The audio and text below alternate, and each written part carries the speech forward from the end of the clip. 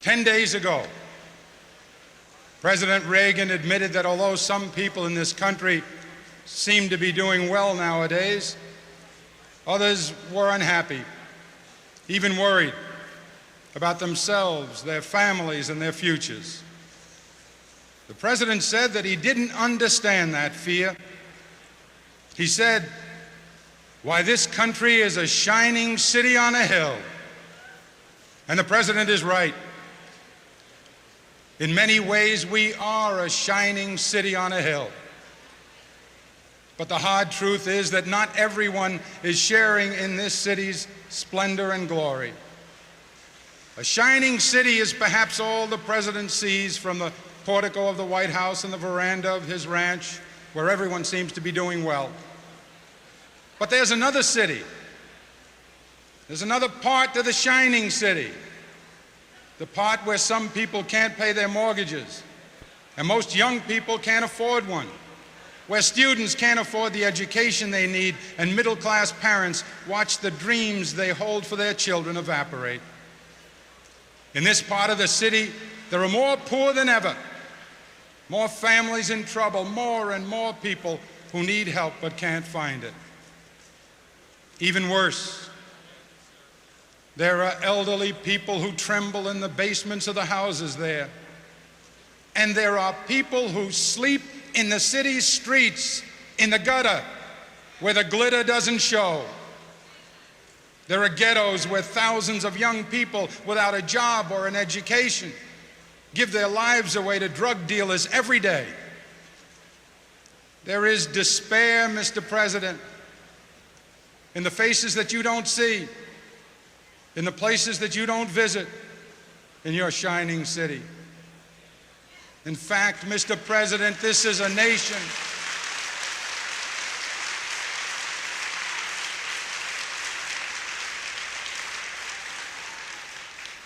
Mr. President, you ought to know that this nation is more a tale of two cities than it is just a shining city on a hill.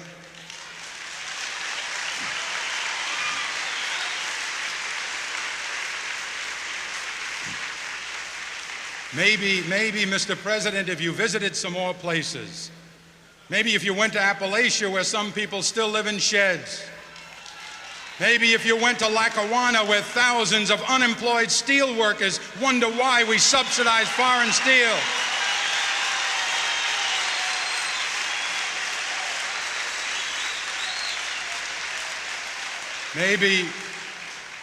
Maybe, Mr. President, if you stopped in at a shelter in Chicago and spoke to the homeless there. Maybe, Mr. President, if you asked a woman who had been denied the help she needed to feed her children because you said you needed the money for a tax break for a millionaire or for a missile we couldn't afford to use.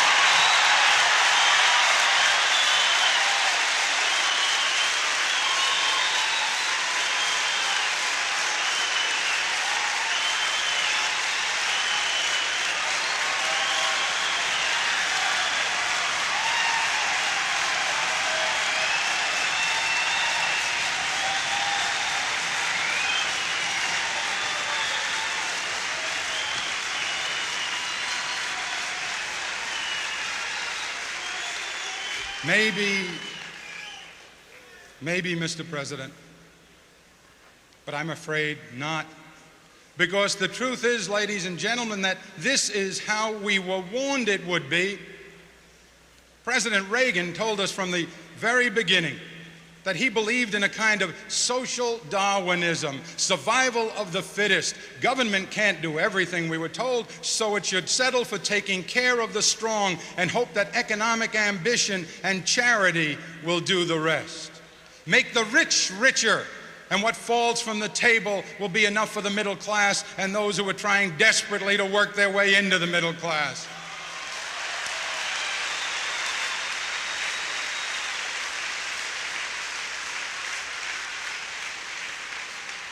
You know, the Republicans called it trickle down when Hoover tried it. Now they call it supply side, but it's the same shining city for those relative few who are lucky enough to live in its good neighborhoods.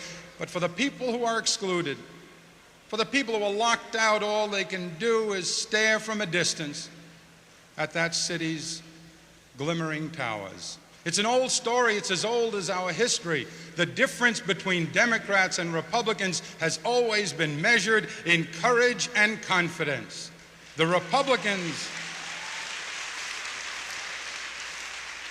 Republicans believe that the wagon train will not make it to the frontier unless some of the old, some of the young, some of the weak are left behind by the side of the trail.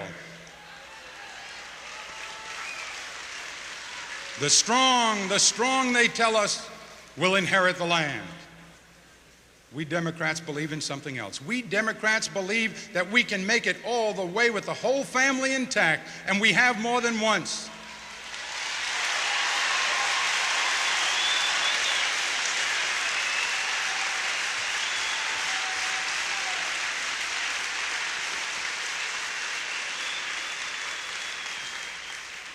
Ever since Franklin Roosevelt lifted himself from his wheelchair to lift this nation from its knees, wagon train after wagon train to new frontiers of education, housing, peace, the whole family aboard, constantly reaching out to extend and enlarge that family, lifting them up into the wagon on the way, blacks and Hispanics and people of every ethnic group and Native Americans, all those struggling to build their families and claim some small share of America. For nearly 50 years, we carry them all to new levels of comfort and security and dignity, even affluence. And remember this, some of us in this room today are here only because this nation had that kind of confidence, and it would be wrong to forget that.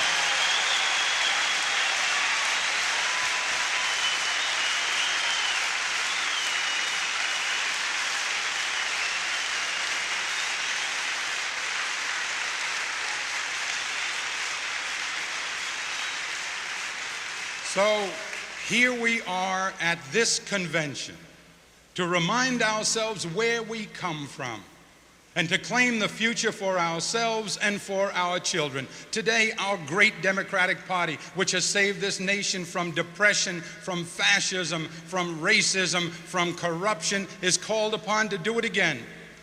This time to save the nation from confusion and division, from the threat of eventual fiscal disaster, and most of all, from the fear of a nuclear holocaust.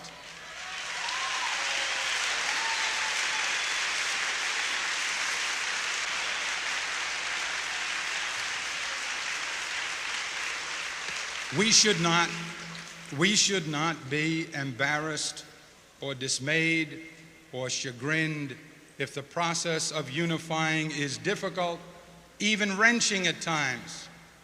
Remember that unlike any other party, we embrace men and women of every color, every creed, every orientation, every economic class. In our family are gathered everyone from the abject poor of Essex County in New York to the enlightened affluent of the Gold Coast at both ends of the nation. And in between is the heart of our constituency, the middle class, the people not rich enough to be worry-free, but not poor enough to be on welfare.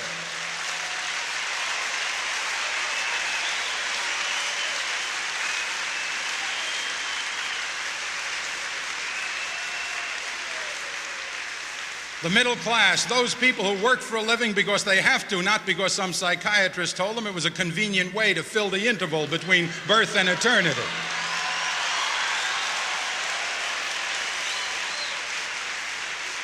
White collar and blue collar, young professionals, men and women in small business, desperate for the capital and contracts that they need to prove their worth. We speak for the minorities who have not yet entered the mainstream.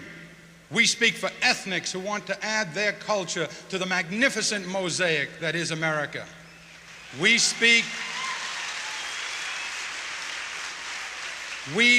for women who are indignant that this nation refuses to etch into its governmental commandments the simple rule, thou shalt not sin against equality.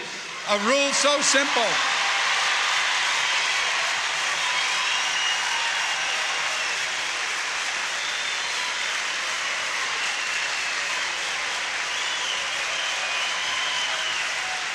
I was going to say, and I perhaps dare not, but I will. It's a commandment so simple it can be spelled in 3 letters. E-R-A.